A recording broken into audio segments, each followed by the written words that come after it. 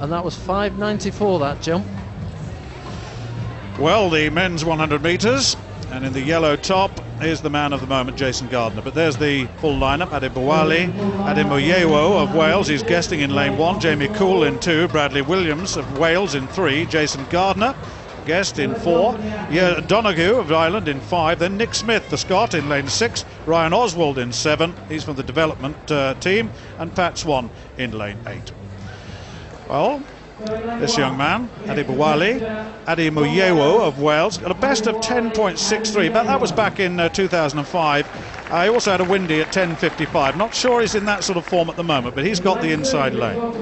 Jamie Cool, a season's best of 10.71 thus far. He's having his best season yet, but perhaps he's better over 200 metres. Bradley Williams, the Welshman from the D-side club, a best this season, which equates to a personal best of 10.81. Well, Jason Gardner, 4th in the World Championship trials last weekend. He's one of Britain's sub-10 second competitors. That was in 1999, of course, in Lausanne, 9.98. Struggling a little bit, won the European indoor title several times. This is Gerard Donoghue of Ireland, 10.76 this season. It's been a bit quicker wind assisted, 10.60. Now Nick Smith, now in 2004 he was running 10.28. He's got a season's best of 10.42. He's got a very strange use of his arms in this sprint. We may well see that, unless he's corrected it since I last saw him. That's Oswald. It's 10.73, the Scottish under-20 champion at both 1 and 200. There's Pat Swan. He's at 19. He's a 200-metre specialist, and he's taken the outside lane.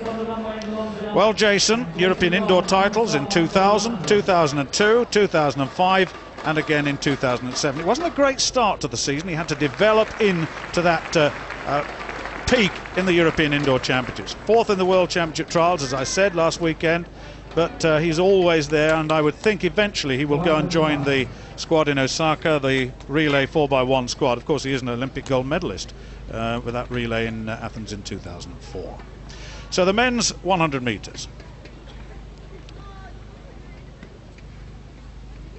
So look how they settle. Last little look by Nick Smith. Look at Gardner, just looks to the finish.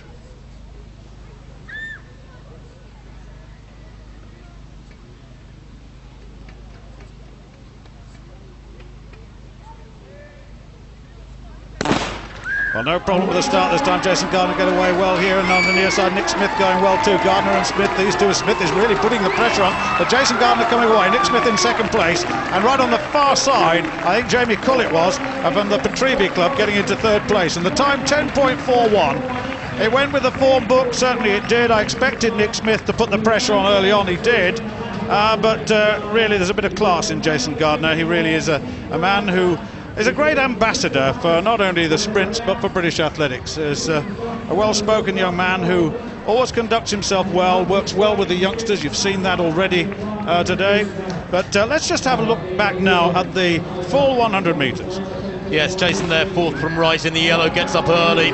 And certainly Nick Smith, 3rd from left in the colours of Scotland, gives him a challenge through to about 40 or 50. Jason, though, when he reaches top speed about here, 70 metres, he eases away. The gap grows very quickly indeed. He wins by a metre and more, and that's easing up in 10.42.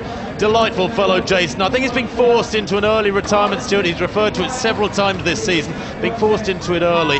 And certainly he was talking to us earlier that he's carrying so many injuries. He's had back injuries, hamstring injuries, groin, calf, Achilles. It goes on and on, his list of problems. Yeah, well, I gave it Jamie Cool second, a third rather. I think Ryan Oswald in lane 7 may well have sneaked it. No doubt about the first and second though.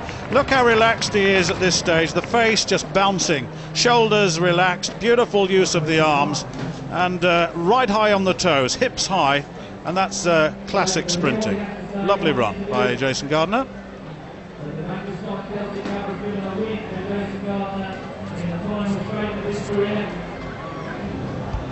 Well, I tell you what, a lot of autograph hunters down there, and I'm not surprised really that he came here, and he's, as Tim was saying, he's had an awful lot of injuries, and when you consider that, he's had back problems, he's had Achilles problems, which are compensatory injuries as a result of his back. He's had all sorts of problems, but he still keeps going. But I just wonder for how long, Tim.